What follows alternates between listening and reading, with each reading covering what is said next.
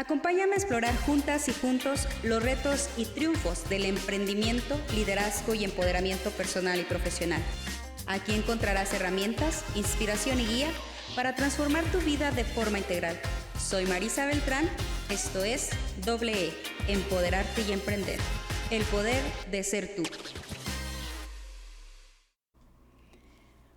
Hola, bienvenidas y bienvenidos a este episodio de E, Empoderarte y Emprender. El poder de ser tú.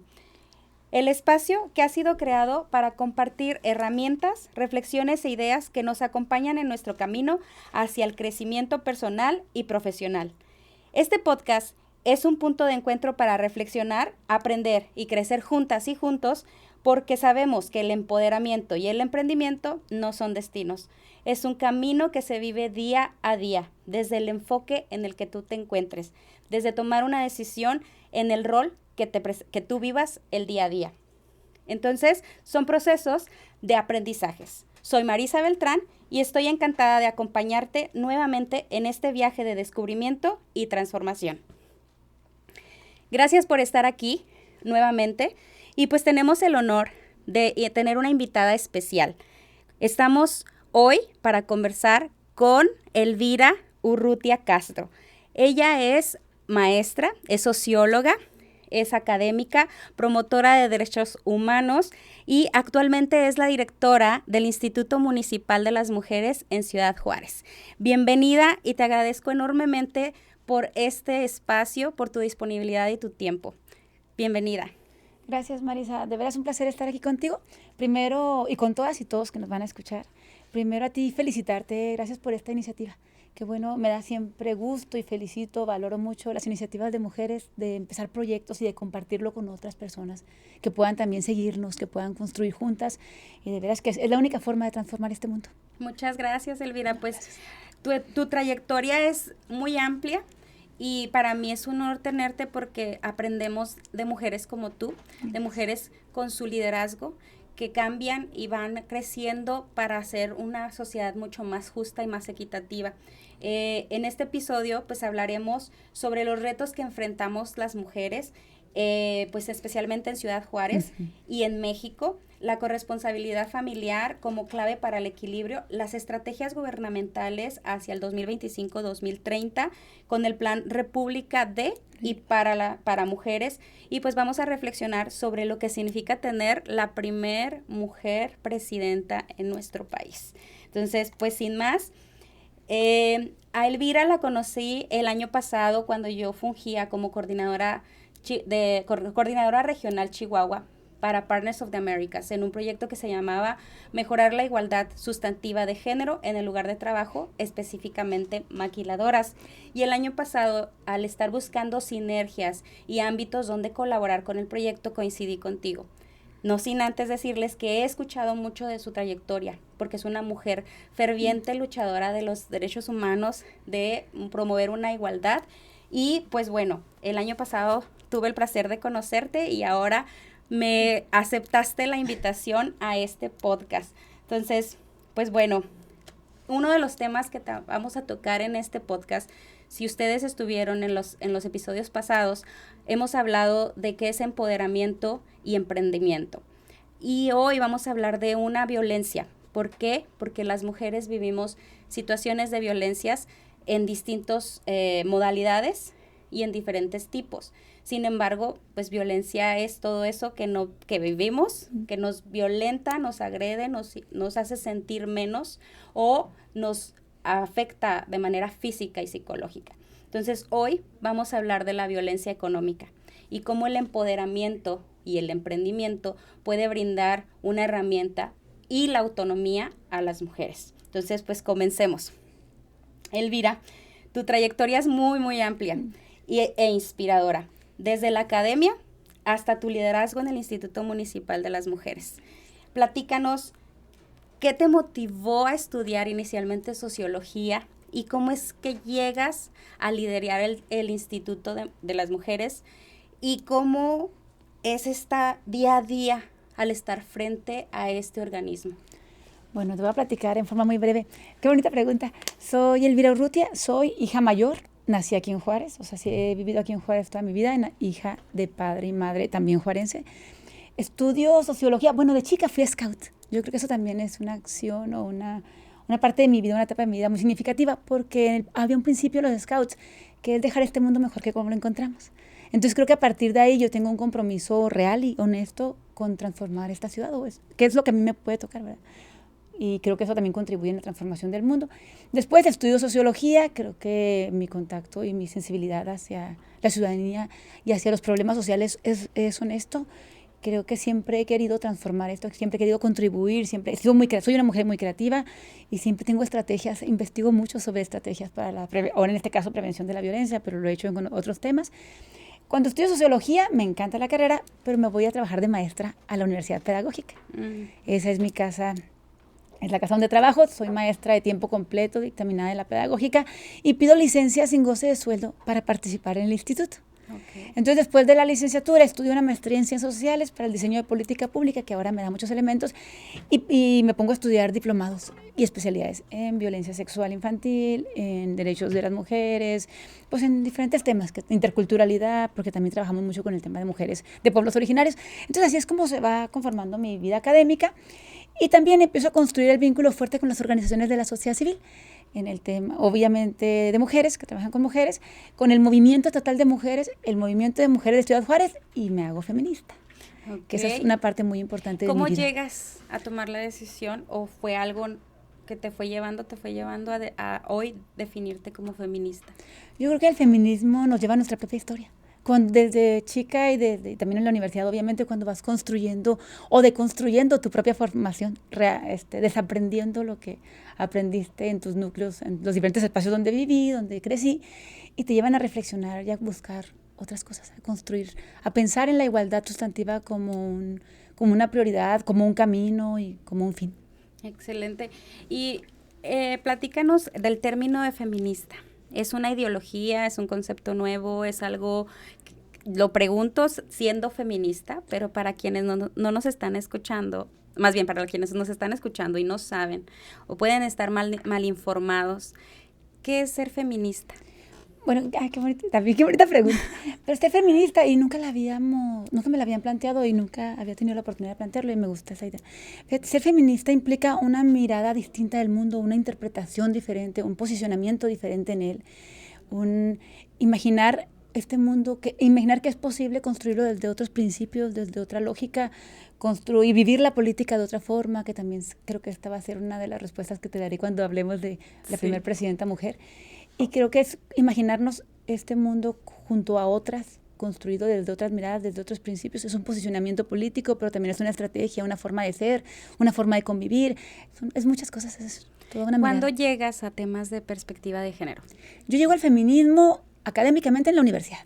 Uh-huh. Antes de eso solamente había, así como te digo, principios scouts que tenían que ver con la igualdad, con la colectividad, con trabajar juntos, protegernos unas a otras, pero ya los conceptos feministas llegan conmigo y yo les encuentro y nos encontramos en la universidad. Excelente.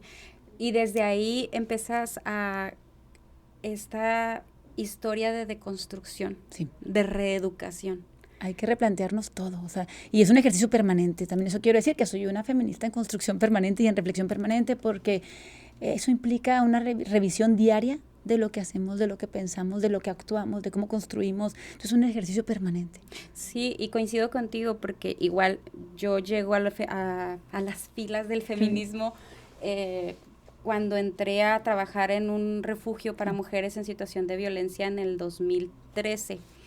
Y ahí empieza mi deconstrucción y sensibilización en temas de violencia, derechos humanos y perspectiva de género, que no fue fácil, porque como abogada todo es cuadradito y como debe de ser, y también la carga de la energía masculina, del deber ser, y la lucha constante entre ser y lo que quieres lograr.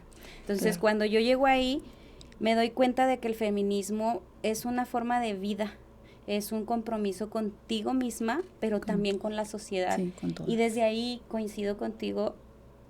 Mi sueño, yo tengo como sueño que todas y todos un día vivamos libres de violencia sin importar el género, el sexo, la ideología política, la ideología de género, la identidad de género, sin importar todas estas construcciones. ¿Por qué? Porque de ahí parte las tan grandes cifras de violencia en México y en Chihuahua. Tan simple, en el episodio 3 veíamos que en Chihuahua el 71% de mujeres mayores de 15 años han vivido algún tipo de violencia a lo largo de su vida. Y hablamos de que la violencia pues es física, psicológica, económica, patrimonial, sexual, obstétrica, pero también dónde las vivimos. Y las cifras nos dicen que mayormente las vivimos en el núcleo familiar. Fíjate que amarrándolo a esta pregunta que me haces, que es muy fuerte, con la experiencia esta de por qué llego al instituto. Cuando yo llego al instituto, que el presidente municipal, Cruz Pérez Cuellar, me invita, yo teníamos muy claro, en la primera reunión que tuvimos, o sea, teníamos muy claro la realidad, no íbamos ni a improvisar, ni sabíamos, o sea, como bien lo dices, Juárez ocupa el primer lugar a nivel estatal en violencia familiar. O sea, el lugar que debiera ser el espacio seguro para las mujeres, para sus hijos y sus hijas, es el lugar donde más violencia hay. Aquí en Juárez hay más denuncias al 911 por violencia familiar que por robo. Y entonces, denunciar el robo es relativamente fácil. Todo el mundo podemos decir, me robaron. Y denunciar la violencia familiar es muy difícil. Las mujeres no hablábamos, menos lo hacíamos en voz alta, o menos llamar al 911 o poner una denuncia. Y aquí en Juárez está por encima del robo. Sabiendo que además hay una cifra negra de muchas mujeres que no hablan. Y te voy a poner un ejemplo. Cuando llego al instituto, lo primero que hago es ir a visitar la Secretaría de Seguridad Pública, porque tengo muy claro que el tema de la prevención de la violencia, que es lo que nos toca como municipio, pues tengo que hacerlo con seguridad pública muy cercana y con el DIF. Entonces voy a seguridad pública y me acerco al 911, que es el centro de respuesta inmediata. Cuando nos empiezan a explicar sobre las llamadas de emergencia, había mujeres que habían hablado 25 veces en la primera mitad. Yo fui en octubre, entonces habían hablado 25 veces. Entonces, de eso te puede dar. La mujer no hablamos a la primera, al 911. La primera pensamos es que venía borracho, es que pasó esto, es que andaba enojado por el trabajo, andamos batallando dinero. Justificamos. ¿Cuántas justificaciones tenemos para atrevernos a hacer una llamada al 911? ¿Y cuánto miedo habremos de sentir nosotras o nuestros hijos e hijas para que ya hablemos al 911? Y había mujeres que habían hablado 25 veces y no teníamos una estrategia para ellas.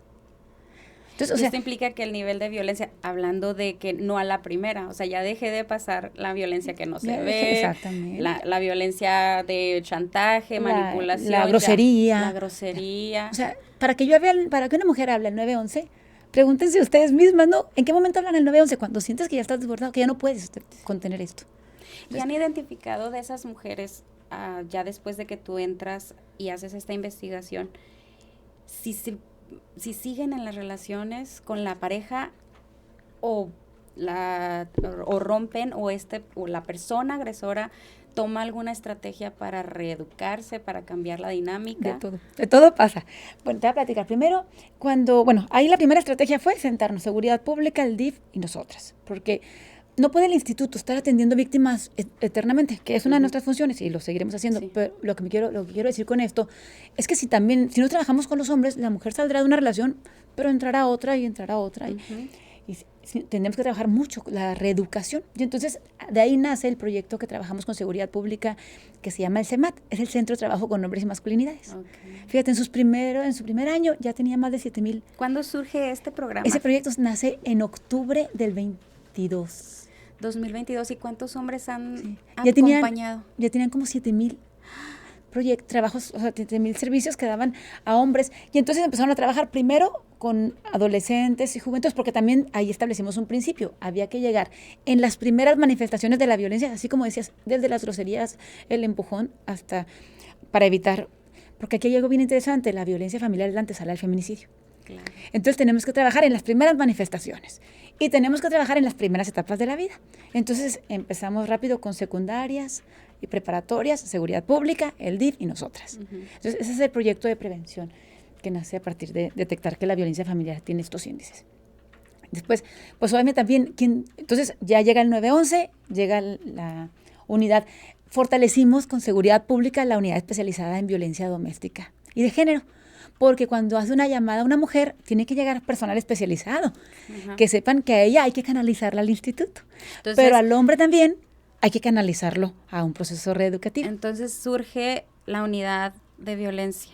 Sí, ya existía, pero se refuerza. O sea, empezamos a gestionar, se reforzó al doble y ahorita creo que tienen como 100 agentes que están capacitadas para saber qué hacer en temas de violencia familiar. Entonces ellos canalizan a la mujer al instituto, y al hombre al centro de trabajo con hombres y masculinidades, porque también ahí había un hueco bien interesante. De cuando la mujer hace la llamada al 911 y luego va a fiscalía y pone su denuncia y se judicializa, ese proceso tarda 1 año y medio. En 1 año y medio, esta relación puede seguir así o peor, porque también ahí tendré que decir que antes pensábamos que el ciclo era pues un momento de románticos, de regalitos, de perdones, de luna de miel, luego un momento estable, se va tensionando y luego hay un momento de estallido y cerrábamos como el ciclo. Pero después nos dimos cuenta que no solamente es un ciclo, también este ciclo se vuelve espiral, porque entonces no es la misma violencia, sino se va incrementando. Hasta que llega el momento en que hay golpes, ahí pues puede llegar hasta el feminicidio si no generamos estrategias fuertes. Y entonces así es como vamos desarrollando cada uno de nuestros proyectos de prevención al interior. Y también había algo bien interesante que tener claro, todas y todos, es que no haya una dependencia que por sí misma resuelva la prevención o la atención sobre la violencia familiar. Tiene que ser la articulación de las dependencias, porque si no después dirán, bueno, es el instituto al que le toca prevenir la violencia, y no, somos todas las dependencias de la administración municipal que tenemos que trabajar articuladas para que las mujeres tengamos otras posibilidades, una vida digna para nosotras y nuestras hijas e hijos. Entonces había que echar a andar el instituto adentro, la vinculación con las dependencias, pero toda la maquinaria de la administración municipal. Es por ello que también empiezas a trabajar con la organización de sociedad civil, para llegar y ser de esta forma una estrategia multicultural, transformacional, de todas las instituciones, interseccional, de todo. Teníamos que tener, bueno, aquí también me gustaría poner como en el contexto, en el escenario, que hay una alerta declarada, una alerta por violencia de género declarada aquí en Juárez y en otros 4 municipios, somos 5 municipios a nivel estatal, y con esa condición es que recibimos esta administración municipal. Y entonces esa alerta, una de las condiciones es justo esto que comentas ahorita. Para prevenir y atender la violencia tenemos que hacerlo todas y todos, o sea, no es responsabilidad única de algún ente, somos toda la ciudadanía, son las universidades, son las organizaciones de la sociedad civil, es el gobierno obviamente con responsabilidad diferenciada, pero todas y todos tenemos que entrarle a estos temas. Y ha sido fácil, primero como persona, como mujer, llegar al feminismo, ha sido fácil la destructuración y la reeducación, porque decía yo entré en el 2012 y tú cuando estabas en la universidad, pero sin embargo, día a día nos cachamos, porque estamos educadas y educados en una sociedad machista, patriarcal, en la que también estamos como en esta rehabilitación social. Permanente. Entonces, ¿ha sido fácil para ti llegar al feminismo y ahora ser lideresa de un instituto, de un organismo gubernamental que ayuda y acompaña a mujeres? No, de ninguna manera. Fíjate que Marcela Lagarde habla de un concepto que me gusta en el libro de las claves para la negociación en el amor, y habla de que estamos en una etapa de sincretismo, que es justo la contradicción. Fuimos formadas en una cultura patriarcal, en un sistema machista, y de repente hay que deconstruirnos, pero también entonces nos explicamos muchas cosas. Fuimos formadas en una construcción así y vivimos como en la confrontación permanente. Y justo ser hijas, y lo dice después esta Alda Facio, creo que dice que somos las hijas sanas del patriarcado. O sea, ser hijas, estar formadas en esta situación, pues obviamente ha permitido que toda la violencia la normalicemos, que naturalicemos, y entonces pensemos que así son las cosas. Es que la violentaba, o es que te golpeaba, pero pues es que así son los hombres, o es que así fue es la cruz que tienes que cargar. Y además, así fue la vida que tuve en mi familia, y así fue mi abuelita, y así fue mi bisabuela.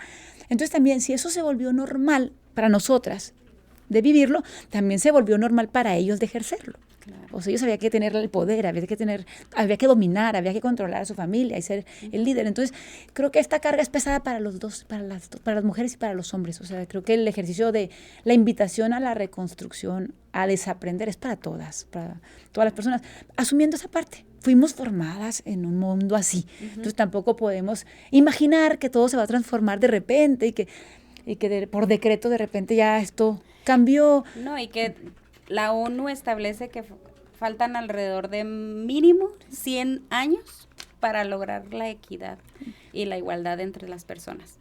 Y me encanta escucharte porque tocas muchos conceptos que a lo mejor están como dispersos en el desconocimiento de las personas. Escuchan feminismo y ya son las grilleras y estigmas y estereotipos que aparte de lo que también ya genera, cargamos. que es violencia, todavía escuchamos esos comentarios. Sin embargo, el feminismo, como tú bien lo dices, es una forma del día a día, del vivir, pero que es una ideología que invita a todas las personas a identificar qué conductas están siendo violentas hacia mí y hacia la otra persona, porque también yo puedo ser agresora y él también puede ser violentado. ¿Y por qué? Porque la violencia no discrimina. O sea, la violencia está en el sexo, en el estatus social. Puede ser alguien de alto estatus y alguien en el bajo, porque pueden tener escolaridad alta y escolaridad baja, porque la violencia no discrimina. Entonces, y es bien interesante. Un día me hizo un periodista una pregunta y me decía, bueno, entonces el hombre agresor está mal y si lo quitamos ya se acabó la bronca. Le dije, esa es también una reflexión bien interesante, porque entonces diríamos, si solamente fueran los hombres como sujetos mismos, por sí mismos, los agresores, entonces lo agarramos, lo meto a la cárcel y parecería que ya se acabó la violencia. Uh-huh. Entonces, llevándolo como un ejemplo, diría que no solamente, antes decíamos, bueno, es que es la manzana podrida que pudre a las otras. No, aquí lo que está también podrido es la canasta. Claro. Tenemos que apostarle a transformar la cultura. Ese es uno de los ejes obligados para la construcción de la igualdad y para el alcance de la igualdad sustantiva. Es también de construir la canasta, o sea, la cultura. La base cultural es la que ha posibilitado y ha permitido que reproduzcamos estos roles, que tengamos estas relaciones de dominación, que vivamos en condición de desigualdad. Entonces, entender la violencia es complejo. Claro. Pero tan complejo, en la medida en que lo desmenucemos, vamos a poder generar estrategias puntuales. No sé si me voy explicando. Sí, claro, porque la violencia pues es ahora sí que es el acto o la omisión de querer ejercer poder sobre otra persona. Y luego nos toca que también pues hay mamás que ejercen violencia y que pensamos que está bien, la chancla. Las palabras ofensivas, el hazme caso porque lo digo yo, y aquí mando yo, y esa simplemente ya es una acción violenta. ¿Por qué? Porque tú tienes el poder respecto de las infancias, pero también hacia arriba. Y luego vemos imágenes en las que está un hombre ejerciendo violencia contra la mujer y la mujer contra los hijos o hijas. Sí, vivimos en familias. Si estamos hablando ahorita de la violencia familiar, ¿dónde se están formando nuestros hijos e hijas? Uh-huh. En espacios violentos, en espacios inseguros, en espacios con miedo.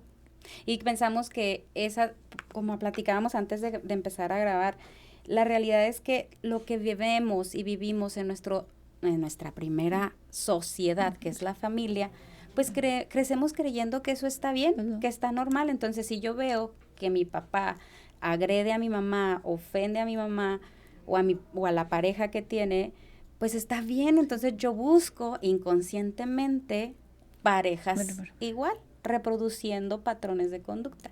Y cuando nos cachamos es esta parte de la sensibilización y decir, creo que no me gusta.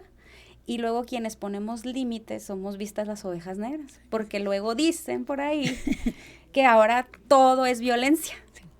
Y yo pienso, y yo creo que no me dejarás mentir, a menos de que tengas otra opinión, que la violencia no es que ahora todo sea violencia, sino que siempre ha existido, pero nunca le hemos puesto el nombre de violencia.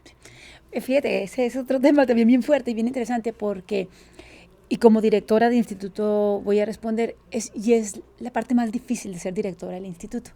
Trabajamos tanto para que las mujeres hablemos, para que lo nombremos, para que levantemos la voz, que obviamente se incrementan las denuncias. Uh-huh. Y después me dicen, pero cada vez hay más denuncias. Entonces es bien contradictorio porque siempre trabajaré porque haya más denuncias, contrario a que pareciera que si no hubiera denuncias es porque ya bajó la violencia. Uh-huh. Entonces después me dicen, bueno, pero es que las denuncias se incrementan, sí es cierto, y trabajamos para que se incrementen cada vez más. Porque en la medida en que hablemos y en la medida en que haya consecuencias, en las fiscalías por las denuncias de las mujeres, claro que también las sentencias son otro esquema, otra línea de prevención de la violencia. Cuando sabemos que hay consecuencias de lo que hacemos, también se va a prevenir la violencia. Y hablando de esta función que tú haces en el Instituto Municipal de las Mujeres, platícanos cómo es que trabaja el instituto o para quién es el Instituto Municipal de las Mujeres. Bueno, el instituto es una instancia descentralizada, depende económicamente del gobierno, del municipio, pero tenemos autonomía en nuestras decisiones, en nuestros presupuestos, tenemos patrimonio propio, es una instancia muy interesante. Tenemos 10 años aquí en Juárez ya el Instituto de las Mujeres, pero el instituto solamente tiene sentido en la medida en que las mujeres nos apropiemos de él. Más que ser una dependencia de gobierno, tiene que ser la casa de todas nosotras. Entonces yo te puedo decir que ahí, por ejemplo, trabajamos aproximadamente 45 mujeres. Nada más trabajan 5 hombres. ¿5 hombres? 5 hombres. La mayoría somos 45, 50 mujeres.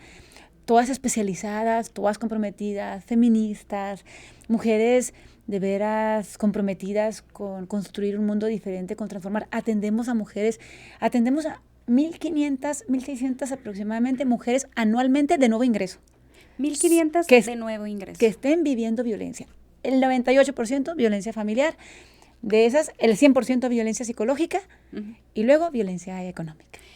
¿Cuándo llegas al Instituto Municipal? ¿En qué año? Yo llego al Instituto Municipal en enero del 2022. ¿Y del 2022 a la fecha han incrementado anualmente? Sí, pasamos de 1,400 el primer año, 1,500 y cerramos el año pasado con 1,600 mujeres de nuevo ingreso.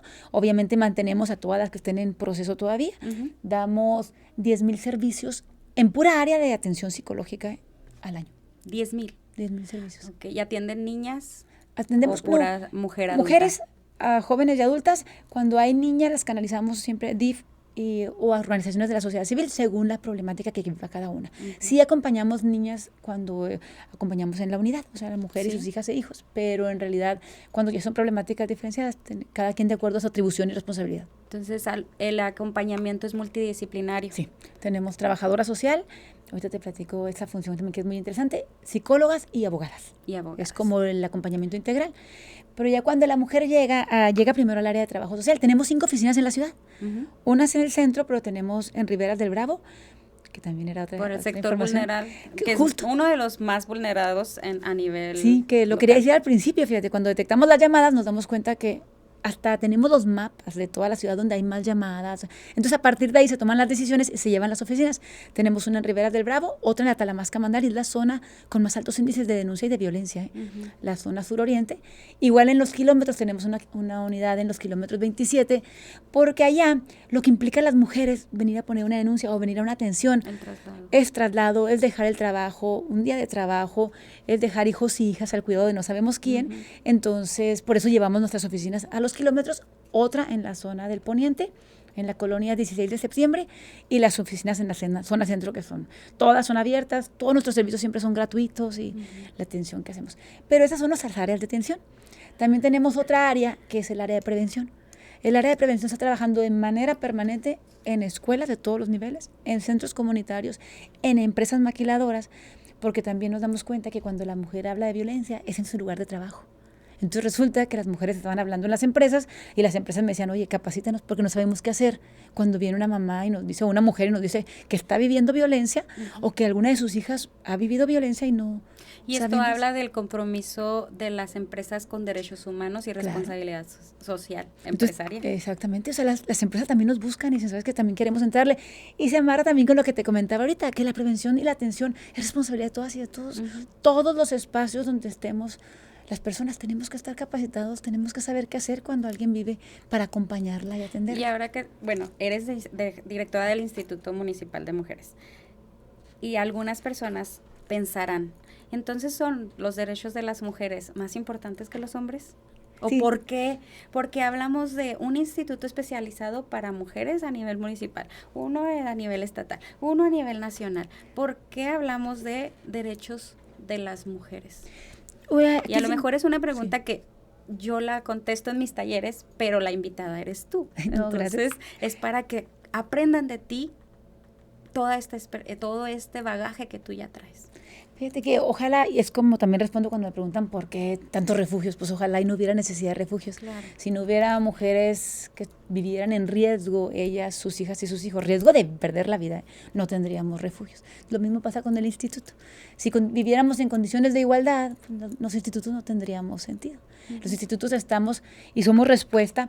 Bueno, aquí hay otro tema también bien interesante. Somos respuesta a esta condición de desigualdad para venir a generar estrategias, para mejorar las condiciones, para proponer la equidad como un camino hacia la igualdad, como una estrategia hacia la igualdad. Pero también hay que decir que el Instituto Municipal de las Mujeres de Ciudad Juárez es respuesta a la sentencia y a los resolutivos del campo algodonero. Entonces también aquí tenemos como dos funciones.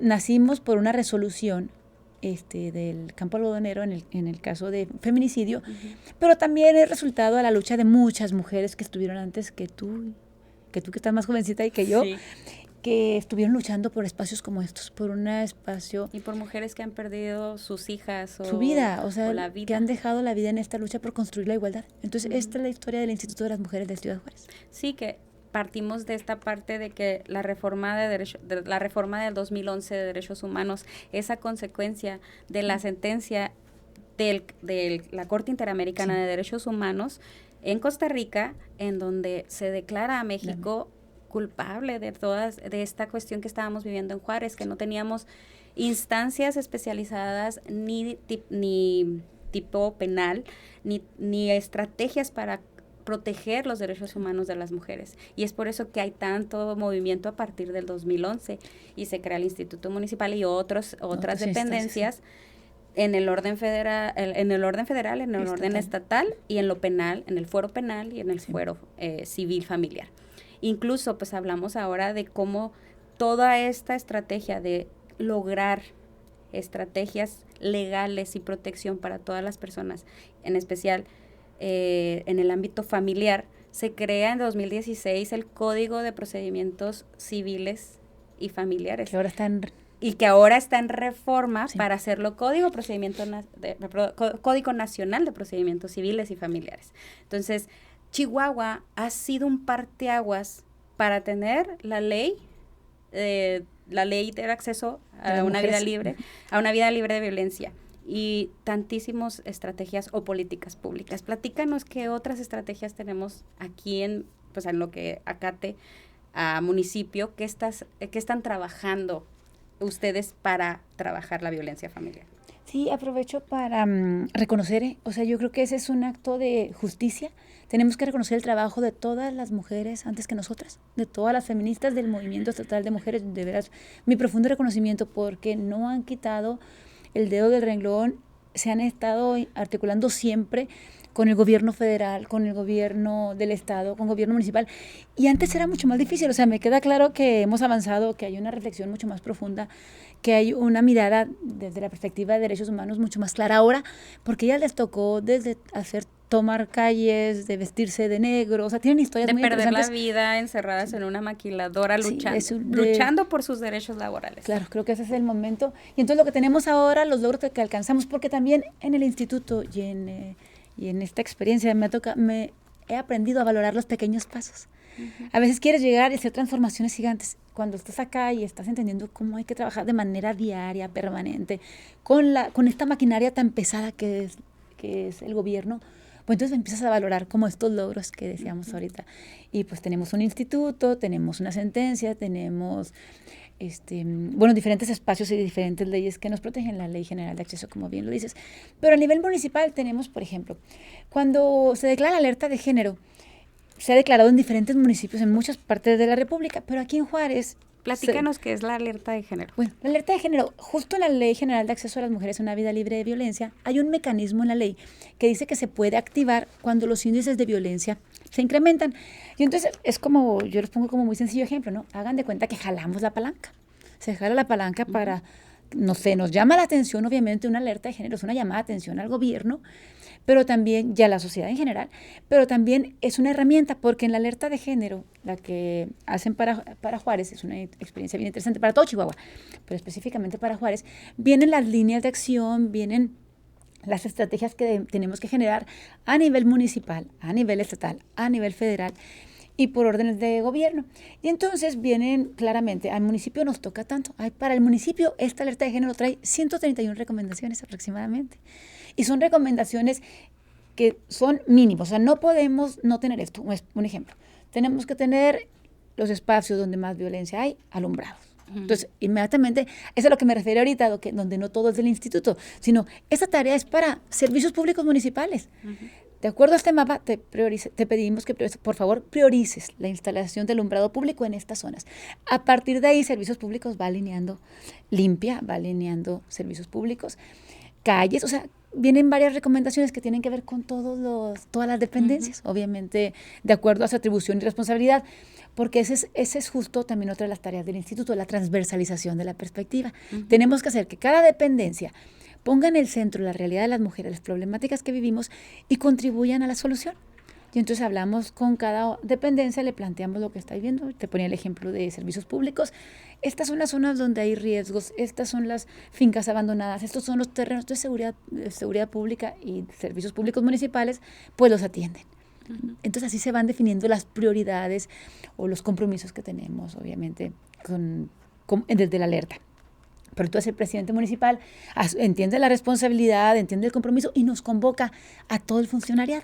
Entonces es una experiencia muy interesante porque hay una mesa donde estamos sentadas 44 dependencias y direcciones generales y el presidente está viendo qué hace cada una para contribuir a la construcción de la igualdad y a la prevención y atención a la violencia. Entonces ahora sí que cualquier dirección que ustedes quieran saber tiene que dar resultados con respecto a la recomendación que tiene. Entonces, esa alerta sí nos ayudó como herramienta para articular la administración municipal. Creo que ese es uno de los logros mayores que como movimiento tenemos como mujeres, porque hacer que toda una administración empiece a poner en el centro a las mujeres, el Plan Municipal de Desarrollo de la administración pasada y de esta, tiene un eje transversal que es igualdad sustantiva.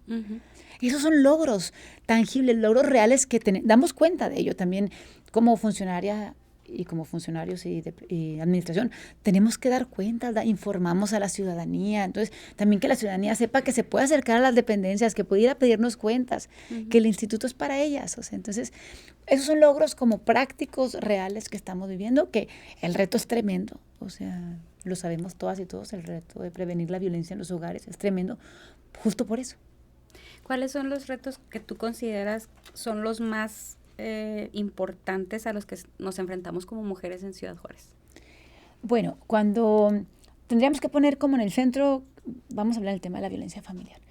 Las mujeres no pueden salirse, cuando la violencia familiar justo en el ciclo nos va llevando a que nos vayamos separando de nuestras amigas, nos separemos de nuestra familia, porque la ropa sucia se lava en casa. Entonces, primero no les platicas, después te vas envolviendo y ya no sales y de repente estás más envuelta y ya en lo que te das cuenta ya no tienes amigas, ya no te comunicas fácilmente.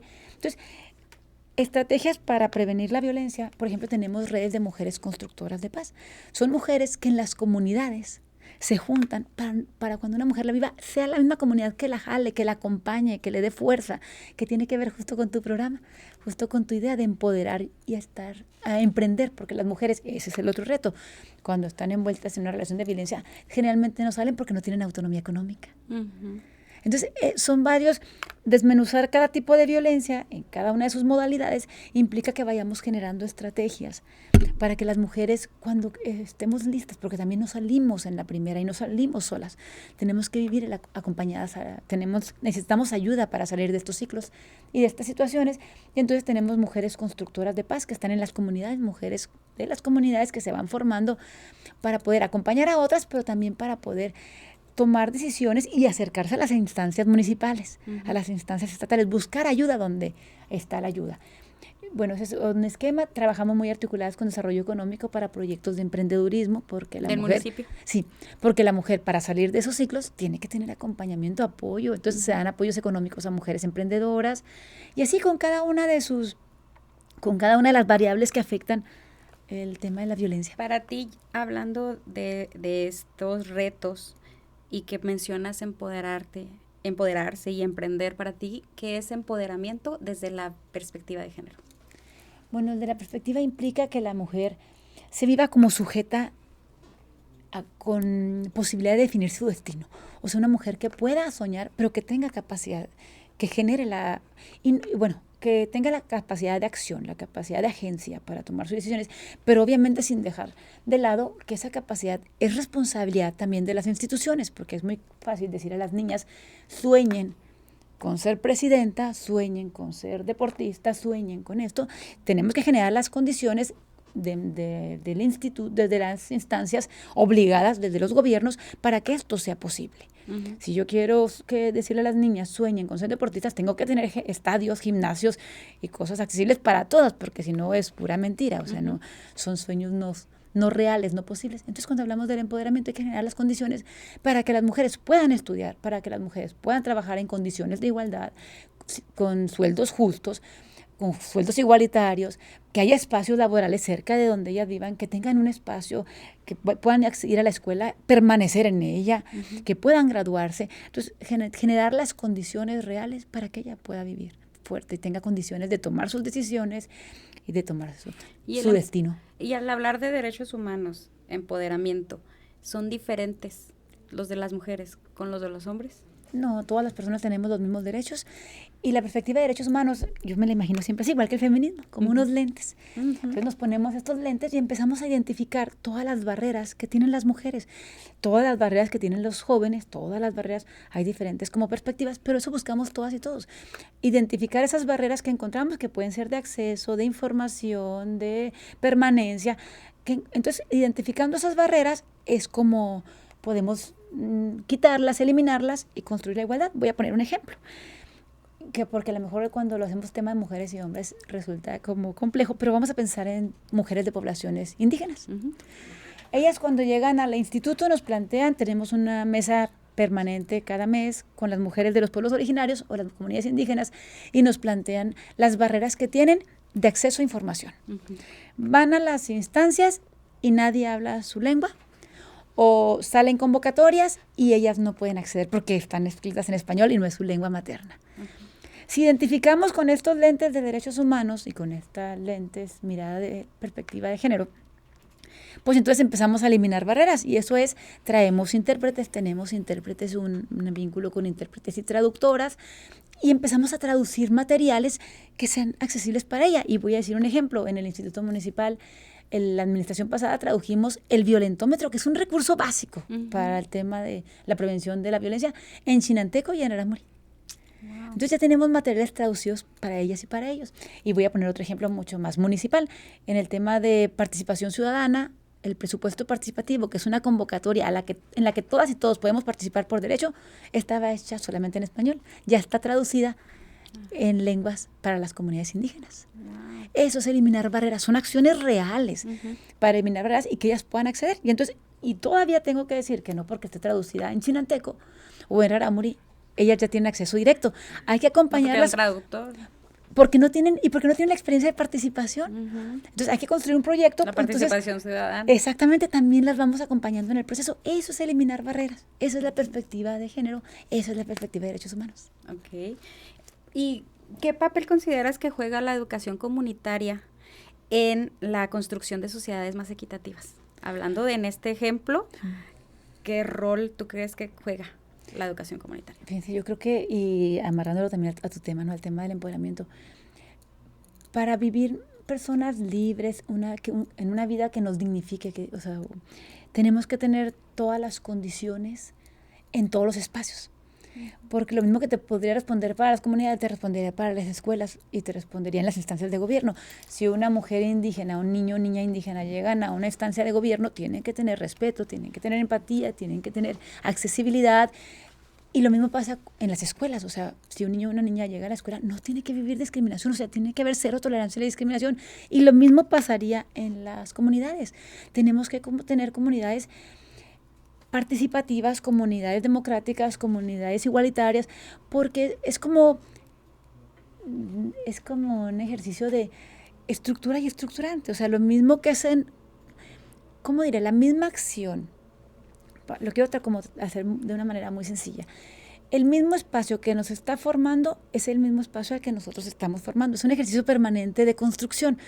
Si somos personas, si tenemos espacios que nos formen democráticamente, donde se permita la participación, donde se permita hablar, expresarnos, al mismo tiempo estaremos construyendo espacios donde se nos permita hablar, donde podamos generar condiciones de igualdad. No sé si me expliqué, sí. Pero son los espacios y somos las personas en un ejercicio permanente de ir y venir los que tenemos que construir y transformar este mundo. No va a llegar de afuera y tampoco va a salir de dentro. Es un ejercicio diario, permanente, en los dos sentidos. Uh-huh. Y atendiendo a este comentario, ¿cómo ves tú la intersección entre educación, perspectiva de género y políticas públicas? Bueno, ay, qué preguntas tan interesantes. Fíjate que cuando pensamos, siempre tendríamos que ver el tema como desde el tema de la construcción de la igualdad, desde una perspectiva muy compleja. Y un día alguien le preguntaba a un jefe que tuve, muy bueno, Víctor Quintana, ¿cómo explicaría la complejidad en términos muy simples? Y puso un ejemplo que se me quedó grabado y lo voy a comentar aquí. Y dice, hagan en cuenta que se asoman atrás de una computadora y ven un montón de cables hechos bola. Entonces dices, ay, Dios mío, así es como vemos el mundo, así es como veo yo de repente el tema de la violencia o el tema de la situación que vivimos las mujeres. Pero entonces empiezas a seguir cada uno de los cables y empieza a tener sentido todo y empiezas como, si empezamos a desmenuzar las problemáticas, entonces podemos generar estrategias muy puntuales. Si tú me preguntas cómo se vincula el área de educación con el área de políticas públicas y con la responsabilidad o el tremendo reto que tenemos, diré que desde las licenciaturas en educación, desde los espacios formadores, tendríamos que tener ya perspectiva de género, perspectiva de derechos humanos. Luego en la misma Secretaría de Educación tendríamos que seguir con esa formación y generando esas condiciones. Y entonces seguramente las y los maestros que salgan de las escuelas formadoras con otra mirada, con otras perspectivas, con mucha más claridad, con un pensamiento complejo, podríamos generar políticas públicas. Entonces, nadie puede trabajar de manera desarticulada. Tendríamos que entender el engranaje, pero desde su inicio. O sea, las universidades tenemos un papel muy importante. Si las y los abogados, desde su formación, vinieran con perspectiva de género... Otra cosa sería... No estaríamos en la formación... La efectividad de los juicios. De los juicios, las sentencias tendrían otra perspectiva, los procesos de investigación tendrían otro. Entonces, tendríamos que asumir todas y cada uno la responsabilidad que nos toca en el ámbito en que nos toca. En la medida en que este engranaje se mueva, podríamos transformar este mundo. Y también quiero decir, bueno, no empezamos así, pero siempre tenemos que hacerlo. O sea, no hay, en la medida en que más nos sumemos y más nos involucremos, pues más rápido transformamos esta tarea. Así es. Y pues la verdad es que somos entes sociales con esta visión que tú como socióloga tienes de formación, pues es que somos entes sociales y al final hasta un ermitaño necesita y convive con otras personas por la necesidad individual y la necesidad social. Entonces creo que una acción que puedes tomar en lo individual va a repercutir en tu seguramente sociedad y ahora sí que en la sociedad podemos hablar de tu trabajo, tu escuela, tu comunidad, en tu relación de pareja. En tu relación de pareja. Sí. Luego escuchamos a personas que dicen, no, pues a mí me daban el chanclazo y mira, me estoy muy bien. Y dices, a ver, te invito a reflexionar, ¿cómo están tus relaciones de pareja?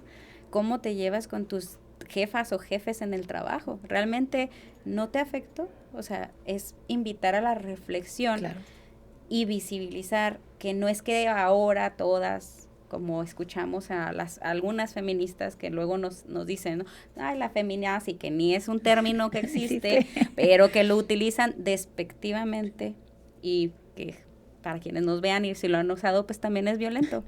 ¿Por qué? Porque estás violentando una ideología de esa persona. No estás respetando esta parte de creer en un mundo mejor y que nos va a tocar, el resultado del feminismo nos va a beneficiar a todas y a todos, no es solo a mujeres, es a hombres, a niñas, niños. Por eso ahora hablamos de masculinidades alternativas, de corresponsabilidad familiar. ¿Por qué? Porque es importante entender que en la sociedad, en nuestra primera sociedad,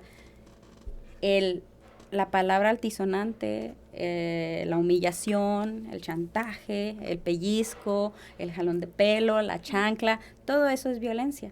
Pero hay una violencia muy, muy presente y que casi no la mencionamos ni la vemos.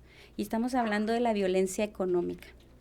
Esa violencia que merma el desarrollo de las y los miembros y miembros de esa familia.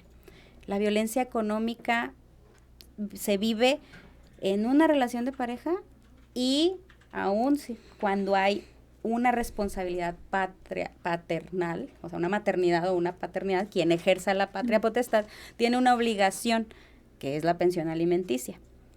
Y es una violencia económica que no la ejercemos y que decimos, no, bueno, ya me dio 500 pesos, como dijo la Vitola, la canción de la Vitola, y te doy 500 pesos y me traes el cambio y hasta la chela. Entonces, platícame, esta violencia económica, ¿cómo impacta en nuestro entorno, en el desarrollo personal y profesional de las mujeres en Ciudad Juárez? Bueno, la violencia económica, yo les comentaba ahorita, fíjense, los viernes nosotros damos un informe cada viernes a la Mesa de Seguridad para la Construcción de la Paz. Siempre llevo datos de todas las mujeres que se acercan. Aproximadamente entre 20 y 30 mujeres se acercan cada semana al instituto a solicitar ayuda. Mujeres de nuevo ingreso, lo comenté hace ratito, todas con violencia psicológica, pero la segunda es la violencia económica. Y nos damos cuenta porque escuchamos las historias, les voy a platicar más que datos, historias. Por ejemplo, llegan mujeres que nos dicen que trabajan y que su tarjeta la maneja el esposo. O sea, tienen la tarjeta, ellas son las que están trabajando, pero el esposo tiene físicamente la tarjeta. O sea, administra el recurso, administra el dinero de la familia. Otras, como tú dices, que tomaron el acuerdo de que no iban a trabajar porque iban a estarse en la casa cuidando hijos e hijas, iban a hacer esa parte y en el momento en que se separan o en el momento en que se divorcian, ellas se quedan sin nada. Claro. Ellas, por haber tomado un acuerdo, que en su momento era un acuerdo de pareja, por el bien de las y los hijos y por el bien de la familia, y después son ellas las que se quedaron. Otras situaciones donde ellas ganan el dinero, pero no deciden sobre él.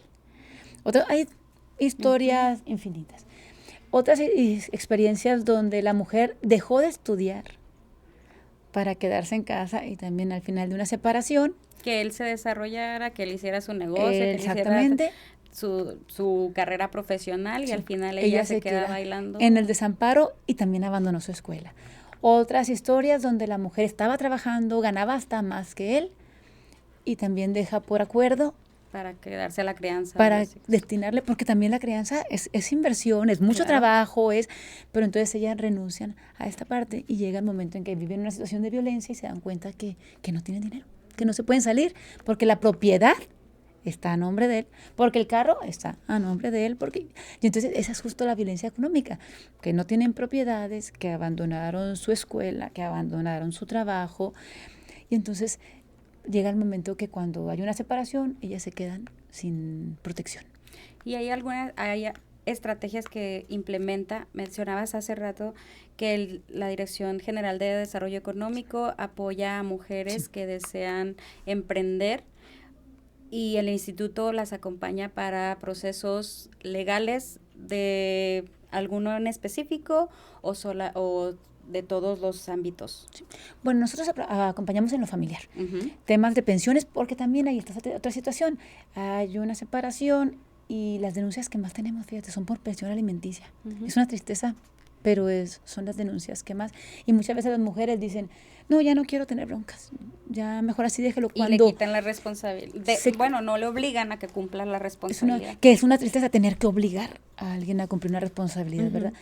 Pero además también tenemos que poner en el centro el derecho de hijos e hijas a vivir, a tener esa pensión que es para ellos y para ellas, es su garantía de educación, de salud, porque también la mirada de la pensión tiene que ser integral, no es solamente... Nada más te dé 200 pesos y hazle como quieras, que realmente eso es la violencia económica, o sea, es el control, el de que dicen los hombres...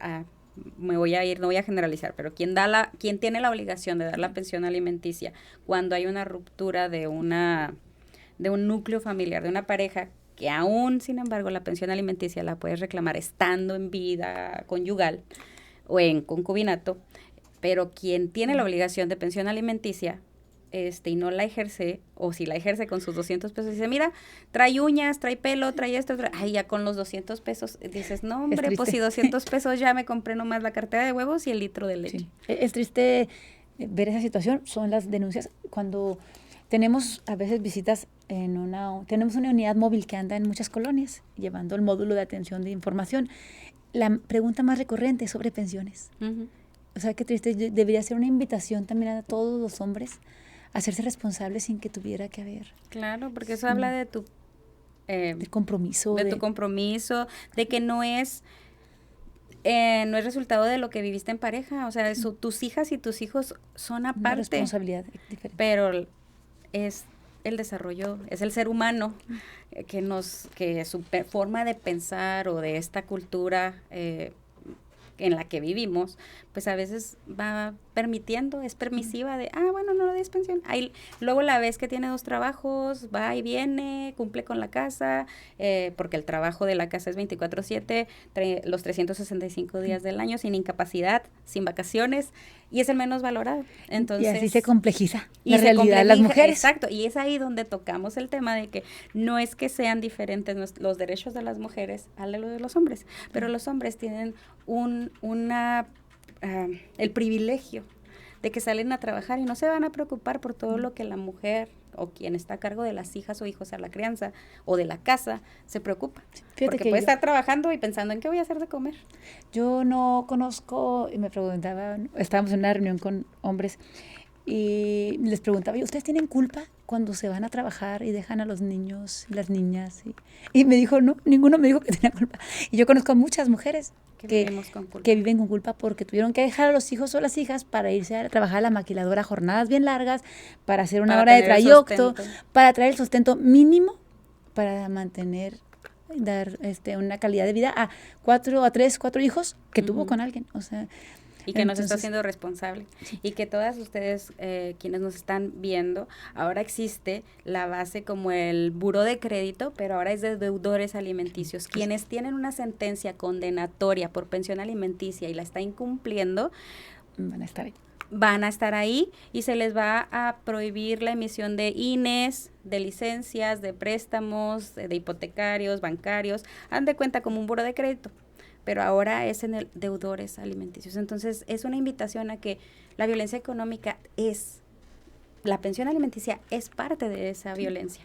Entonces, ahora, en tu opinión, ¿cómo puede el emprendimiento ser una herramienta para que las mujeres salgan del ciclo de la violencia económica? El emprendimiento es un camino.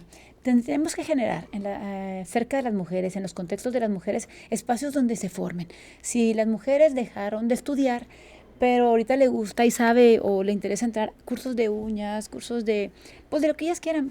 Digo estos porque son los que están en centros comunitarios, ¿verdad? Pasteles, repostería, enfermería, asistente educativo, contabilidad.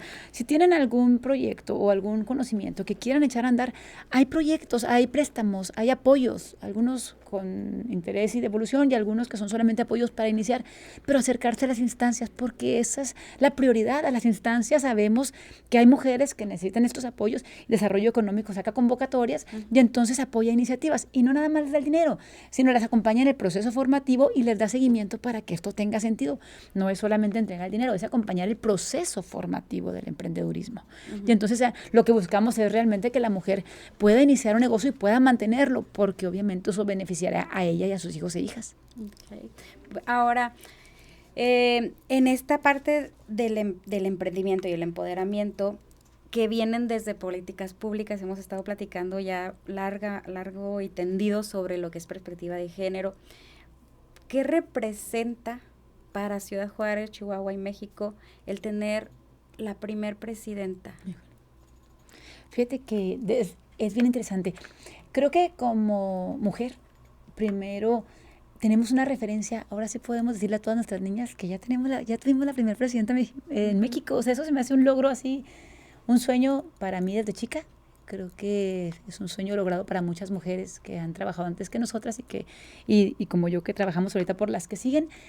Creo que es un referente, creo que es una esperanza también de que el país se pueda administrar de manera diferente. Habrá otros principios, habrá otras miradas, habrá prioridades, y ha sido muy claro. Yo he escuchado muy, muy atentamente todo cuando habla el tema de las niñas, niños, de mujeres. O sea, la presidenta, desde que llegó aquí a Juárez, en su campaña primero y después en 2 visitas que hemos tenido ya, la primera vez habló con unas mujeres en maquiladora. Era tan atenta a lo que comentaban las mujeres que en su visita, que decidió hacer el foro de mujeres aquí en Juárez, planteaban las mujeres toda la situación que vivían dentro de las maquiladoras, en sus contextos comunitarios, lo que les implicaba a ellas dejar a sus hijos e hijas encerrados para poder ir a trabajar y para poder mantener. Y que ella dijo, el sistema de cuidados inicia en Juárez. Y el sistema integral de cuidados implica no solamente las guarderías, implica todo un programa que acompaña a las mujeres. Hablábamos de transporte público, hablábamos de guarderías, hablábamos de las mujeres que cuidan a personas con discapacidad, de las mujeres que cuidan a enfermos. O sea, es cuidar a quien cuida. Y entonces, o sea, es otra mirada, es una mirada que no teníamos. Tenía que ser de una mujer presidenta. ¿Consideras que se ha roto el techo de cristal?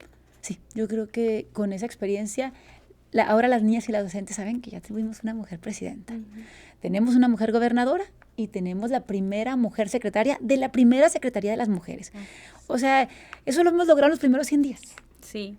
Ahora, el pasado 15 de enero tuvieron un evento que se llamaba República de y para mujeres en este plan de desarrollo 2025-2030. ¿Cómo se integran las estrategias de este plan en el municipio de Ciudad Juárez?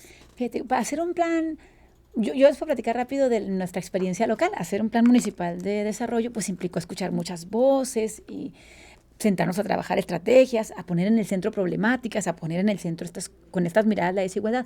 Ahora imagínense a nivel federal, decir, vamos a hacer en Juárez el foro para mujeres, de donde va a salir el Plan Nacional de Desarrollo. Es un privilegio para nosotras, porque muchas veces decimos, bueno, pero los programas se diseñan en el centro del país, se diseñan en otros espacios y no conocen la realidad fronteriza. Ahora vinieron a la frontera, o sea, vinieron a Juárez a escuchar. Cuando nos invitan y cuando el presidente nos dice, va a ser el foro aquí, que yo me sentí feliz, gobierno federal nos solicitaba que hubiera 250 mujeres participantes, pues. Cuando empezamos a convocar, yo creo que hay que hacer un reconocimiento de veras público a toda la sociedad civil de Juárez, a todas las activistas, a todas las colectivas, las académicas, las estudiantes, las madres de víctimas, las madres buscadoras. Había 280 personas registradas, más todas las que fuimos sin registrarnos. Entonces, sí, que en notas yo vi que habían llegado 500 aproximadamente mujeres. O sea, era de veras, había mujeres con todas las intersecciones, mujeres indígenas, mujeres jóvenes, mujeres de todas las partes del estado. Vino el movimiento de mujeres de Ciudad Juárez, el movimiento de mujeres de Chihuahua. O sea, había 580 voces hablando del mundo que nos imaginamos, del mundo que queremos. Entonces, claro que la secretaria escuchó a todas, escuchaba las iniciativas. Entregaron físicamente más de 40 proyectos, propuestas de la ciudadanía y muchas otras que se registraron por plataforma. Pero imagínense, o sea, se fue escuchando a las mujeres, escuchó a las mujeres de maquiladora, escuchó a mujeres madres de víctimas de feminicidio, le plantearon estrategias puntuales, solicitudes puntuales y ella se comprometió a volver. O sea, creo que no teníamos la experiencia de un vínculo tan cercano. Ella hizo compromiso con las organizaciones de la sociedad civil de seguir trabajando juntas, porque en Juárez no podemos invisibilizar el trabajo que han hecho ellas. Claro. O sea, nosotras nos iremos las instituciones, pero las organizaciones se van a quedar y van a seguir vigilando a la administración municipal, estatal y federal. Entonces, creo que es un paso muy bueno para todas las mujeres de Juárez. Es un paso, es una evidencia muy clara de que la presidenta nos está viendo, nos está escuchando y de que la secretaria está comprometida con Juárez. Pues muchas gracias, Elvira, por este tiempo tan enriquecedor, de esta conversación tan valiosa para mí, gracias, y yo creo que para todas y todos los que nos están viendo. Y me gustaría preguntarte si pudieras compartir un mensaje para todas las mujeres que están buscando empoderarse, ya sea a través del emprendimiento o enfrentando situaciones de violencia, ¿cuál sería? Bueno, yo les diría primero que tienen un instituto que de veras está para ustedes, que fue creado por mujeres como nosotras y es para nosotras, que ustedes no son las responsables de la violencia siempre es responsabilidad de quien la ejerce, y que no es nuestra responsabilidad salir solas, siempre para salir de ciclos de violencia, para recibir apoyo. Estamos las instituciones, hay gente especializada y comprometida que trabajamos para eso, pero que nunca dejemos de creer que otro mundo es posible, que podemos ser de otra forma y podemos convivir de otra forma, y que hay muchas mujeres trabajando. Habemos muchas mujeres como tú y como yo y como muchas otras trabajando para que esto sea posible en el menor plazo posible. Claro, no, pues ahora sí que muchas gracias, Elvira, por tu tiempo, por tu experiencia, por darte el espacio con esa agenda tan apretada que tienes, los retos que significó el que estés aquí. De verdad que te lo agradezco con todo el corazón. Platicar contigo fuera de tu oficina de estar buscando proyectos de colaboración y tenerte hoy aquí en el podcast. Para mí es un honor de verdad tenerte. Muchas gracias por aceptar y mover todo para estar. Entonces, pues este tema yo creo que va para largo. Hay muchísimas cosas que podemos platicar, que no nos alcanza el tiempo, habrá que repetir. Entonces espero y estoy segura de que este episodio muchas personas lo van a ver y se van a identificar y va a haber algo que les va a hacer clic, que les va a invitar a la reflexión y las van a motivar, pues, a tomar acción en algún aspecto que tengan que tomarlo. Entonces, por mi parte, pues es todo, recordándoles a todas y a todos los que están viéndonos o escuchándonos que nos sigan en nuestras redes sociales, Empoderarte y Emprender, El Poder de Ser Tú, en Instagram, Facebook, TikTok, y suscribirse en YouTube, porque cada martes tenemos un nuevo episodio con una nueva invitada o en manera sola, platicándoles sobre mi conocimiento o experiencia en este mundo del empoderamiento femenino, de los derechos humanos, de la violencia y la perspectiva de género. Yo soy Marisa Beltrán, te invito a seguirme en mis redes sociales y recuerda, déjame tu comentario, qué te pareció este episodio. Y Elvira, ¿dónde te pueden encontrar? Bueno, primero muchas gracias, Marisa, de veras también un placer estar aquí contigo, compartir. Ya sabes que siempre estoy a tus órdenes en lo que pueda. Y también en el Facebook, Instituto Municipal de las Mujeres de Ciudad Juárez, en Instagram, en todas las redes. ¿Dónde se encuentran ubicados el instituto y a qué teléfono los pueden contactar? Sí, estamos ubicadas en la Francisco Villa y 16 de septiembre y el teléfono no me lo sé. Ok, bueno, ya saben, Ciudad Juárez en la Francisco Villa es un edificio morado con IMM, el Instituto Municipal de las Mujeres, que está bajo el liderazgo de la maestra Elvira Urrutia, quien es una mujer súper preparada, ya lo vieron el día de hoy, y que tiene un equipo de 50 mujeres y 5 hombres, todas con diferentes áreas, diferentes responsabilidades, como lo son acompañamiento legal, acompañamiento psicológico, trabajo social y estrategias para que tú logres salir de esa situación que estás viviendo, que te está mermando tu desarrollo personal y profesional. Recuerden que el empoderamiento comienza desde pequeños pasos, desde la educación, el trabajo en comunidad y la búsqueda de la igualdad y la equidad para todas y todos. Gracias por acompañarnos en este episodio. Nos vemos el próximo martes. Acompáñame a explorar juntas y juntos los retos y triunfos del emprendimiento, liderazgo y empoderamiento personal y profesional. Aquí encontrarás herramientas, inspiración y guía para transformar tu vida de forma integral. Soy Marisa Beltrán, esto es EE, Empoderarte y Emprender, el poder de ser tú.